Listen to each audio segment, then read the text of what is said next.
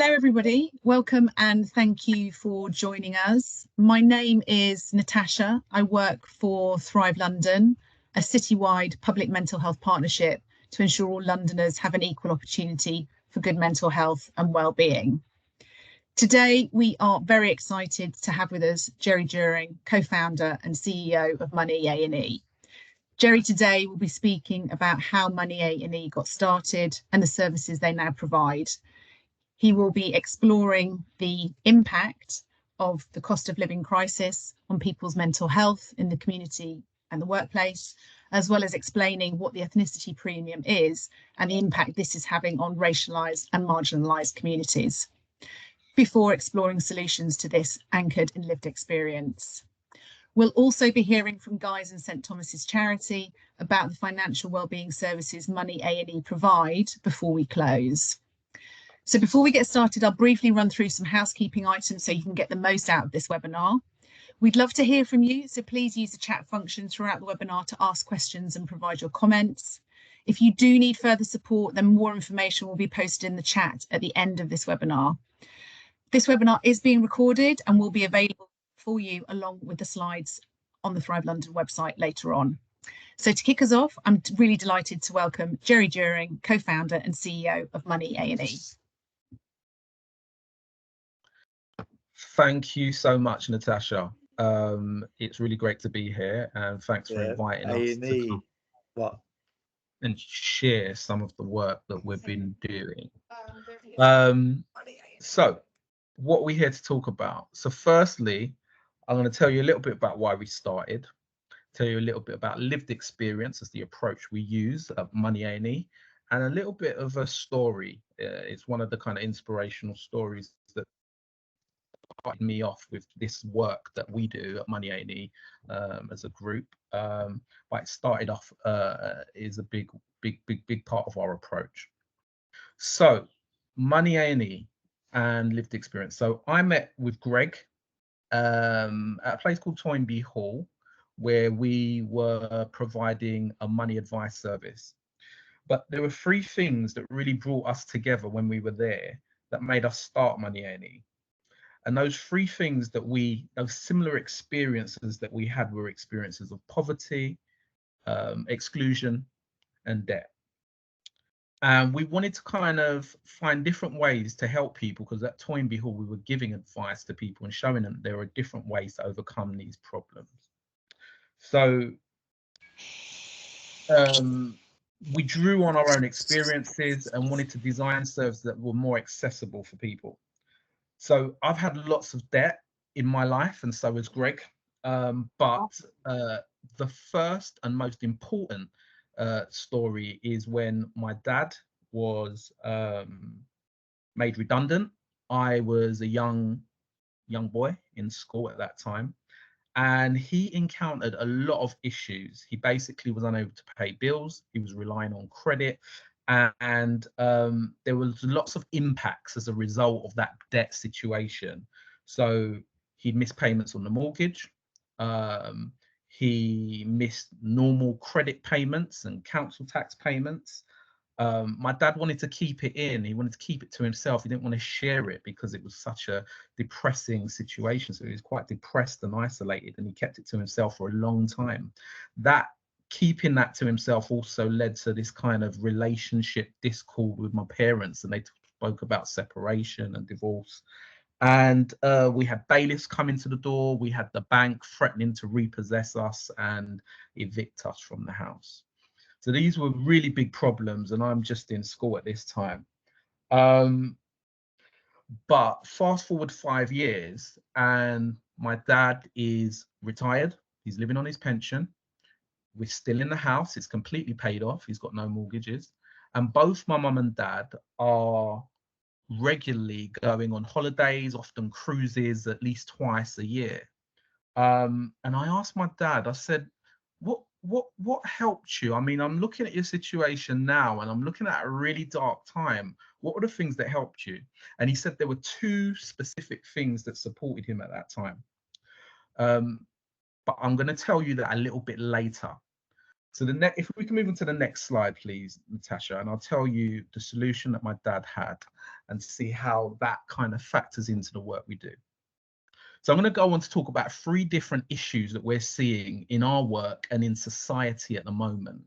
And those 3 different issues are this cost of living crisis and debt problems that many people are facing as prices go up in all different areas. The next thing that we're seeing is something called the ethnicity premium. So I explain that and define it for you. And the last thing is we're seeing really poor well-being within the workplace. And these 3 issues have 3 interlinked things that we're seeing we're trying to solve and address through the work that we're doing at Money A+E and with our partners and with some of our other members of our team. So those 3 things that we're seeing that run through all of these elements, which I'll go on to explain and highlight, is there is issues of debt and poverty. We're seeing a crisis mental health situation for people as a result of this debt and poverty. And lastly, people are having a much poorer quality of life, less life chances and opportunities as a result.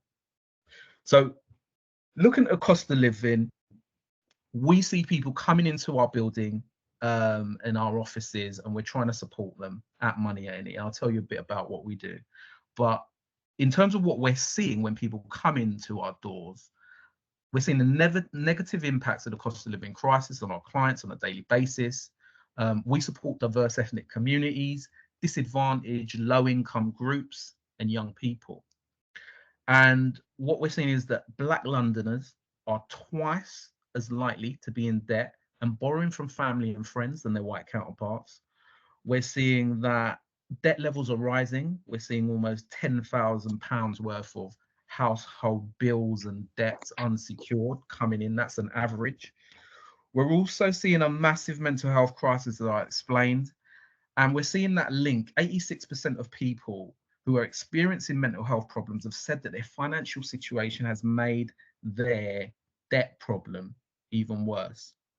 And what's really saddening is that those people with problem debt or this sudden life crisis that they're having around money is precipitating a loss of income, and it's making people, and we're seeing this anecdotally, that 3 times more likely to see suicide as a likely option. Now, for me, that's saying that we are in a really difficult situation and a crisis situation. If we can move into the next slide, please. Thank you. From the Money and Mental Health, they also could see that 46% of people in surveys that they have done across a wide number of people in debt situations with mental health, they've basically said that problem debt is also linked to their mental health problem. And there's, from the surveys they've done, almost half, that's 46%, have said that the 2 have been interlinked and it's making each situation worse. So the debt's either making the mental health situation worse, or the mental health situation means that they're unable to handle their finances and the debt problems and unsure of what to do. So the 2 are closely interlinked and causing real issues. Of those people that come into our doors, we've done a sort of survey on the different sorts of statements that people are saying when they come in. They're saying they're anxious, there's constant worry, they're depressed, there's turmoil, they're stressed, there's lots of shame. They wanted to keep it all inside and to themselves, and they can't eat, and their back is against the wall. If we move on to the next slide, please. So again, now I'm going to talk about something called the ethnicity premium. Now, I'll explain what this is, give you a new definition, and then I'll talk a little bit about what the impacts and effects of it are. And like I said, this is also, related to those 3 issues which we're seeing across the areas I'm going to talk about: debt and poverty, crisis mental health situations, and a poorer quality of life. So the definition of the ethnicity premium is that it is a complex set of barriers reducing equal economic and social participation. It reduces inclusion and access to important rights, goods, and services. and experienced by people on low incomes from diverse ethnic communities. Now, we target our services to everyone who's in a debt situation. But what we find is that the majority of people that come in and that we're supporting are from diverse ethnic communities. They're socially excluded and low income groups and young people. And 80% of our service users identify as non-white British. Now, there was also something called a Fair for All Finance Levelling the Playing Field report. And this report highlighted real high instances of discrimination that Black and brown and diverse ethnic communities are facing within the banking and finance sector.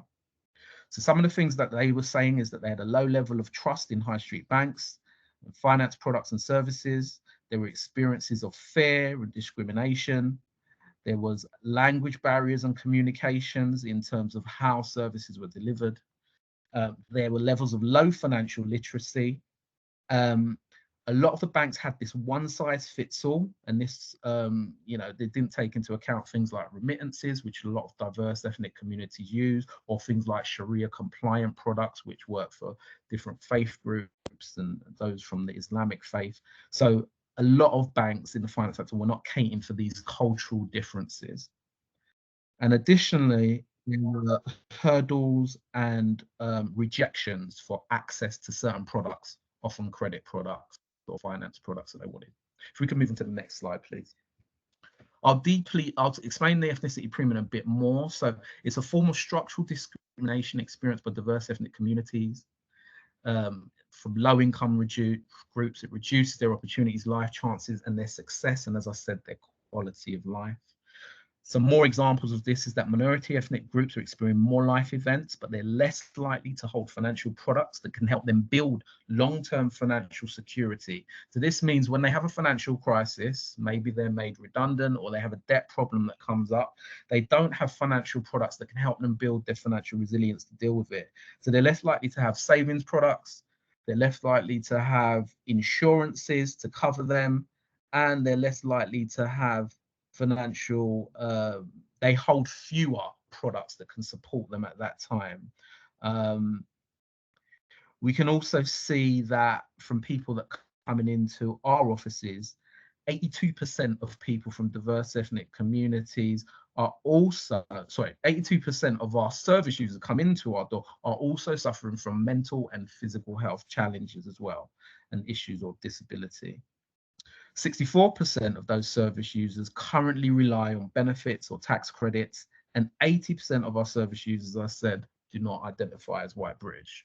So this is why we're calling it an ethnicity premium, because we're seeing it amongst our clients and service users who are coming from those groups. If we can move on to the next slide, please. And lastly, on the ethnicity premium, the ethnicity premium are these structural and direct and indirect forms of discrimination, which reduce people's quality of life, and we see in many areas of life.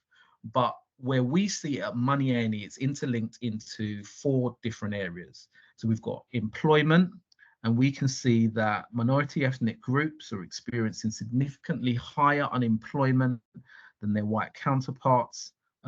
We've got 7.5 versus 3.5, and that was in 2022. They're also much more likely to be in lower income, insecure paid work as well than their white counterparts. In the finance sector, people from minority ethnic backgrounds and groups are 1.5 times more likely to say that they are just coping financially, and they're finding it difficult to cope compared with adults who are not in a minority. We can see again the stats there of 52 to 33. And also in terms of housing, we're seeing that possessions both in the rented and mortgage sectors are higher. People are more at a homelessness risk, and we're seeing that people are paying more for their mortgages, and the values of their houses are less where it's concentrated in areas where there's a high concentration of diverse ethnic communities. And lastly, within health, as we've said, 82% of people who are coming into Money A+E's doors have debt, and it's linked to mental health or physical health problem. If we can move to the next slide, please. And lastly, we're going to just talk about in the workplace. Again, as I've said, in the workplace, those three interlinked issues of debt and poverty, exclusion, mental health crisis, and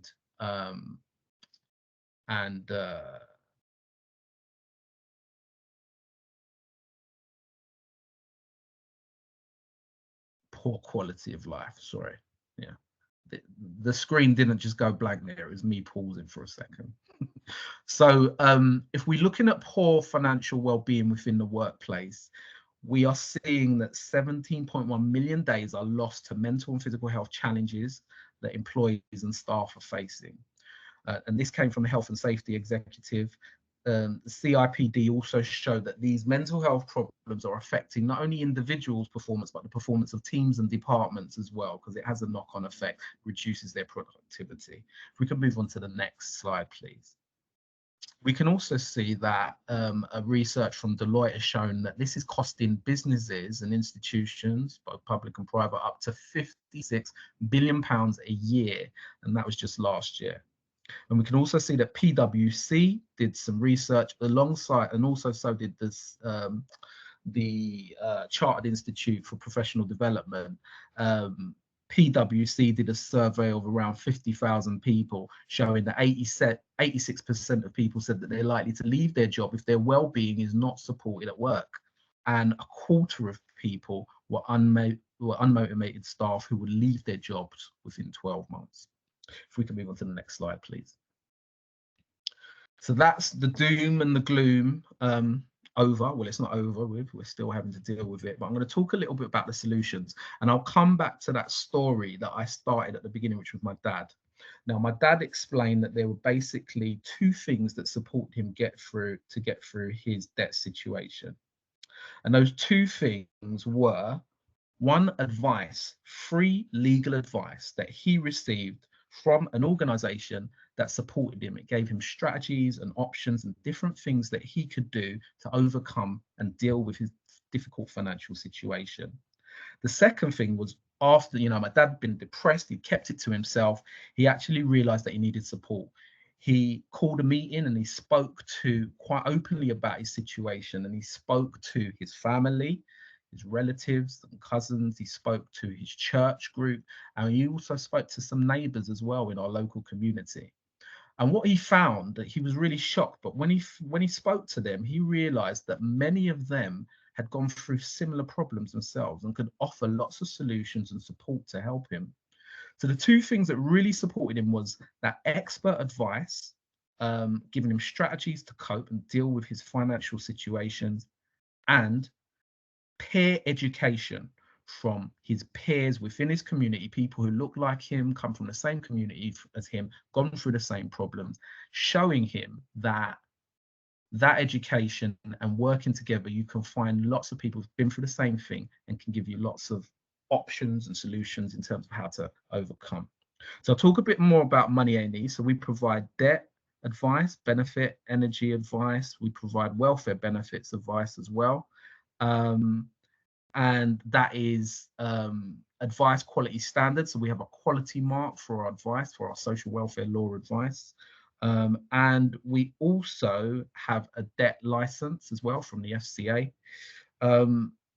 We also provide qualifications and courses in financial capability, financial resilience, financial education. We're a crediting body with ASDAN and OCN London, and our qualifications are at an NVQ level and GCSE level.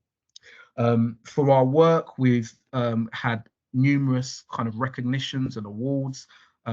Both myself and Greg, my fellow co-founder, received MBEs from our late Queen, and we also got some fantastic congratulations and support from the Mayor of London, the newly elected and historically longest serving Mayor of London. If we can move on to the next slide, please. for our services. So I'll just talk a little bit about what we did last year. So we had quite a relatively small team. They're growing, but across 9 people, they were able to see over 3,129 people last year alone. An even smaller team of advisors were able to help up to 16,000 people manage £4.3 million worth of debt. And we also saw that we were able to put £1.2 million back into those 16,000 people's pockets as well. So that was really quite impressive from a relatively small team, but really a growing team who are doing some brilliant work. In terms of the education side and also the advice side, we also see, these are some stats. So we've got a statistic which is taken from the Office of National Statistics about people's well-being, where it says, I feel able to keep a healthy level of well-being when dealing with money problems. So that's kind of like a national stat around well-being. And what it's shown when we've surveyed this and monitored this amongst our services is that up to 2 years later, people are still feeling a healthy level of well-being and ability to deal with their money issues up to 2 years after seeing our team and the service that we've delivered. So we've got a great team of people, and lived experience is something that's really key. If we can move to the next slide, please. Thank you. So lived experience. So as I mentioned, both we started Money A+E out of mine and Greg's own personal experiences of debt, and 2/3 of our staff are people who have lived experience. But what's most important is we have a lived experience steering committee, and they support our leadership team and our delivery team in the design of services. I mentioned the 4 areas that we're working in, which is financial well-being, employment, personal well-being, and housing. They amplify and represent the voice of lived experience of poverty and interlinked social issues. They help build capacity, and they enable those with lived experience to identify the challenges of poverty from lived experience. They support the design and co-creation of solutions to these challenges, and they help us build and implement and deliver solutions for a greater impact. So they do that with our services, and they also do that in helping us to design and develop social policies and solutions and services that help us overcome these problems. If we can move on to the next slide, please. And lastly, I'm just going to talk a little bit about the work that we have done with employers, and just giving you some stats over work done over the last sort of 2 years. But we've been able to support 3,422 employees, being able to put £154,000 or £155,000 if you want to round it up, and help them manage that level of debt. We've been able to put £128,000 back into the pockets of some of those that we've been able to see. And within those well-being services within the workplace, we've seen that 98% of those who received the service and support from Money A+E rate the service as useful or very useful, so that's very high, and up to 88% felt more supported by their employers, and that was up from 63% before. So these are all services that we deliver at Money A+E, which are delivered remotely, digitally, and in person as well. So they're a great suite of services and some really good and interesting impact. And we'll hear a bit more about that. If we can move on to the next slide, please. So talking about our steering committee, they help with the governance. You can see here around turnover, reserve surplus, and the team growth. It's all been on an upward trajectory over the last kind of 10 years as well. And that's been a testament to that lived experience approach and our lived experience steering committee. They also help us with the design of policies. So we're looking at policy in terms of race equity, employability and recruitment. We're looking at an employability and recruitment program. We deliver what's called a lived experience apprenticeship as well for people who want to train up and work with us and support the community. And we also have a supported housing project, which again is linked up with helping vulnerable groups to get into housing, get into jobs, increase their well being and deal with their financial situations as well. So that's some of the stuff that that lived experience support has given us. So I've talked for quite a bit now. I think it is now time to move on to the next slide, and I want you to hear from some of those people that we've been working with in terms of the solutions. Now, Dwayne is part of our team. He's one of our lived experience consultants and leaders. And Dwayne, I'm just going to ask you a few questions really to kind of just give people a picture of what lived experience leadership team does, and just so they can see how much you help us. So Dwayne, firstly, I want to ask, why do you think a lived experience steering committee is so important? Personally, having suffered with mental health and their issues, I felt alone, with nowhere to turn.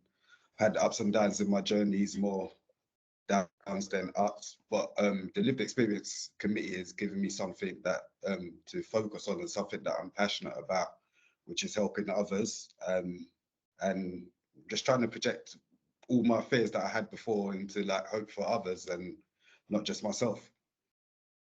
That is brilliant. That's really inspirational that you're doing that. And can you say why did you join this lived experience steering committee? I joined because I want people to know that there's people that they can familiarize with, and that they're not alone, because I was raised on that notion that men are supposed to be strong. You're supposed to not cry. And when I asked for help, when I was in need of help, I was basically told to man up. So I want people to be heard and for actions to be taken, but in a friendly, kind of like personal and non-patronizing approach, because I want to build relationships between people that can offer the help and people that actually need the help. So it's just more.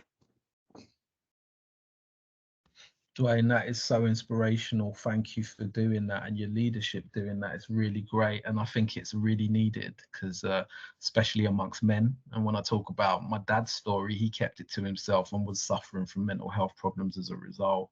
But yeah, it's really... because it got to a point where I was asking for so much help. No one was offering help. I used to do security, always told to be big and bold, and it ended up in me trying to take my own life. So that's why, if I can stay anyone else from trying to do anything like that, then that's what my purpose is for. So inspirational and so important. Thank you. And lastly, what do you hope to achieve as part of this lived experience steering committee? Well, as I said, I asked for help. I felt a bit muted, so I just want to change my once muted voice into others, because if I can help one person, then hopefully they can help another person. The chain will continue, because as I said, more support is needed, and we just need to break the silence, and people just need to start talking and just being a bit more open. Amazing. It's amazing. Thank you for that, Dwayne. As I said, Dwayne's part of a lived experience steering committee, which supports Money A+E in the work that we do, both in terms of our services, but also in terms of identifying policy. And a key part of what we're doing with the lived experience steering committee is really trying to build their capacity to not only identify the issues that are there, but to build their capacity to help develop some of those solutions, those policy solutions and better services. And lastly, where possible, we want them to really start developing and implementing those services. So where we can get them recruited into roles that help them to get paid and to deliver on some of those things, it's really important. And Dwayne's also part of a training program, as I mentioned, our lived experience apprenticeships. So thank you for that, Dwayne. That's brilliant.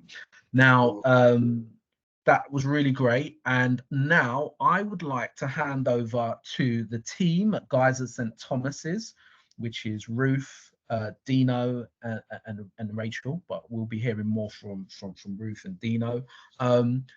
It'd be really great if you could just talk a little bit about how we've worked together and sort of why you reached out to us and the initial challenges you were facing, maybe a bit about the benefits of the service, and what are your plans moving forward after working with us as well. So it would be really great if you could share that with us, and thank you so much for joining, guys. We're really pleased to have you here. So Ruth, over to you. Thanks, Jerry. Hi, everyone. My name is Ruth Taylor, and I work at the Guy's and St Thomas's charity, which supports Guy's and St Thomas's NHS Foundation Trust. And yeah, really happy to be here to talk about some work that we've been doing over the past few years about financial health and wellbeing. And also just thank you, Dwayne, for what you just shared. Like, it's really powerful to hear that sort of personal story and what you're doing about it now. So thank you for that, because that's why we've chosen as the charity for Guy's and St Thomas's to make investments in staff financial health and wellbeing, because we know the impact, the negative impact it can make.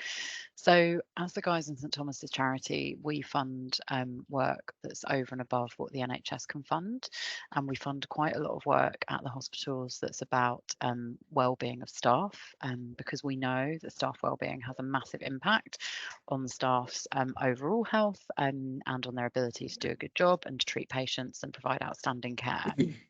And financial wellbeing is something that's been on the radar for a few years. We'd commissioned some work in 2019, which got delayed a little bit by the pandemic in 2020. But it had been identified as an issue because we knew that while Guy's and St Thomas's had an offer for trust staff to access, there wasn't very good uptake, and it was mainly about supporting people in absolute crisis, and there were a lot of hoops to jump through. So when the cost of living crisis really began to bite in sort of early 2022, we looked at what could we do that would be something that we could provide to trust staff as an added benefit with charity funding, and we looked to Money A+E. So we especially wanted to work with Money A+E because we know that people, the trust has got about 24,000 staff. It's a hugely diverse staff base. But a lot of people who work at the trust, especially in the lower bands, so who are lower paid, are from minoritized ethnic backgrounds. And we know that people, as Jerry's just talked about, people from those backgrounds are more likely to be vulnerable to financial shocks. So we decided to work with Money A+E to deliver what we call the Money Boosters program, which started off being targeted towards trust staff working in Essentia, which is a part of the trust that delivers sort of estates, housekeeping, catering and things like that, again, where people are more likely to be lower paid. We were also hearing from the staff psychology team that people who were coming to them were finding that financial ill health was one of the major stresses in their lives. So we designed a program to meet people where they are, rather than expecting them to access something online or something that might only be around occasionally. And we ran a pilot in April 2022, and then later that year rolled out further support with the Money A+E team. And Rachel, who's on the call but has lost her voice, has been instrumental in implementing this, along with Dino, who has been involved since about August 2022. And Dino, you're now going to talk a little bit about what we did, the kind of iterative approach we took to reaching staff, and yeah, some of the benefits. Thank you, Ruth. Hi everyone, my name's Dino Williams. I'm a project manager for Essentia, which is effectively a directorate of Guy's and St Thomas's, working with the charity. In terms of just some of the reflections, we've got an EAP system already, and so that's an employee assistance program, and I guess the trust rated very highly, but this kind of just exposed who and when they were accessing it. So for us, some of the key points were around setting up road shows across the site. So our assistance program is very remote. They don't do a face-to-face, they don't do on-site services. It's very much online or computer-based. And if you're looking at most of our staff not really, being that computer literate, then it just raises a lot of accessibility problems. So we set up road shows, and we actually went out to them. As Ruth was saying, we went to their workplaces, we walked along with them as they were working. We tried to make it as easy as possible for them to engage with us. So we tried to be symbiotic with their working lives and made it easy for them. So we set up road shows across our estate, which is at least 35 buildings, in order to reach them. And some of the services were really comprehensive, including debt management, pensions, energy costs, savings, vouchers. And if I'm going to focus on some, what staff found really helpful in such times is, as an organisation, the hospital aren't allowed to give money out just like that, but Money A+E and their services were able to give out prepaid energy vouchers. So that was a massive hit. So staff that meet the criteria, all they needed to do was come fill out a form, and a few days later they were sent a code in order to access £150 of either light or gas bills. So it was great. It was really enabling. In terms of some of the figures, I'll take you through some of the figures, but I think one of the other most important things was about the community. So in terms of the services, it wasn't just about someone sitting at a desk. In some cases, we were so flexible that if, look, in Essentia, 22 different languages are spoken, but because of a peer system and a buddy system, and because it was face-to-face, we were able to either have practitioners, lived experience practitioners that could connect with that particular language, or we made sure they brought a colleague to be able to translate, which is what they normally do in the workplace. But it was, how can I say, it was so easy for them to be able to say, wait, I'm coming back. And if there was a language gap, they were able to go and get someone that could bridge that gap. They were able to bring them back to the stall, and we were able to give them help. And so they were able to access a lot of stuff through that experience in different communities. 98% of our colleagues said that it was a very useful service. 88% of them felt from, and that's rising from 63, felt supported by the trust. All of this was viewed as the trust in partnership, but ultimately staff on the ground, as much as you try to explain and distinguish the various different bodies, if it's in the workplace, they normally associate this with the workplace. So they saw this as being given by the workplace. One of the things that we worked hard to do was make sure that they understood that it was only by partnership with the charity that these things are being provided, and it gave us an opportunity to explain what the charity does for us as a staff. We engaged 3,378 staff across the trust, and that's incredible based on the fact that most people just want to get on with their job. So it was at first real hard to get staff to even stop and pay attention to us. So by the fact that we were giving them something for nothing, I mean, when you turn around and say to someone, here's something for nothing, it tickles them, but they almost walk past saying that's not believable. So we did have to build up some credibility, and that credibility was built up by showing staff what we could do for them. In terms of our staff benefits program, so what you can see here on point 4 is where it says about EAP, and that's our employee assistance program. We call it the Showing We Care For You benefits. Even though it is wide, it's greatly supported by the charity, it still has a reach problem in a way in which this project didn't. So we've got a lot of reflections that we can give to the organisation about just how to get out to the communities and how to be a little more present in the workplace and a part of the workplace, not, for example, a click, on a computer screen.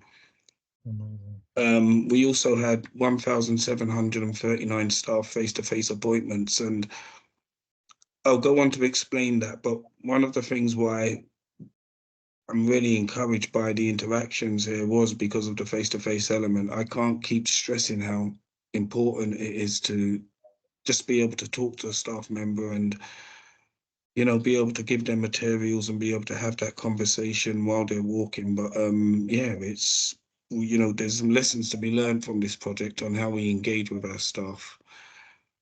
Point 7 was about the amount of debt that we've managed. And, I can say it, but in some cases, one staff member had over 50,000 written off as a debt. And what difference did that make to her? I can explain. So before she came into contact with Money A+E, she was sporadic in terms of her attendance at work. She was never focused on her work. And in the end, we got to know about it because she eventually tried to go to bank to reduce her hours in order to not have her debts consume most of her wages. She went to the chaplains. The chaplain knew about our service, and A&E came in, and now she comes in every day and she's hardly had any sickness.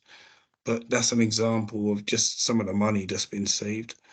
In terms of income gained through the switching of mobile phones, gas contracts to accessing vouchers, staff, in all honesty, when we do have roadshows now, they're normally queuing up and asking what else they can get. We've created quite a culture of staff expecting to be able to get a benefit in a really nice way. We are helping them to access stuff that they didn't even realize they could, or in some cases didn't understand how to navigate.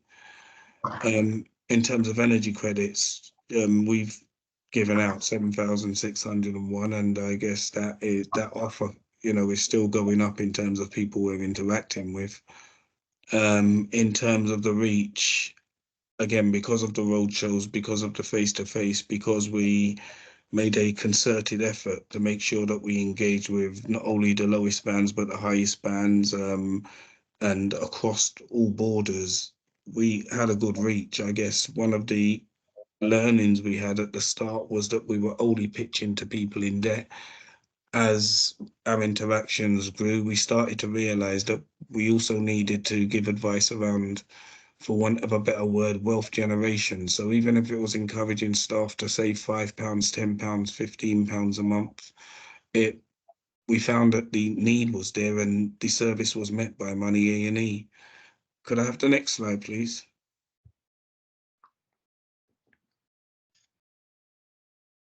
And so in terms of the future, so the great thing about this project, and one of the things I've really loved about being associated with this project, is I guess it sits in the middle ground. It's so moral, it's so beneficial to staff that it really, I wanted to jump at this project. So part of my history is that I'm a trade union rep, but I guess with my trade union time being reduced, I was really looking for something that I suppose sat morally and just with me, and this project was just really great in terms of that, in terms of the benefit, in terms of my role and how I could maximize some of my contacts in the right way, and also demonstrate to my members that I haven't gone over to the other side, but in fact the other side is coming closer to you.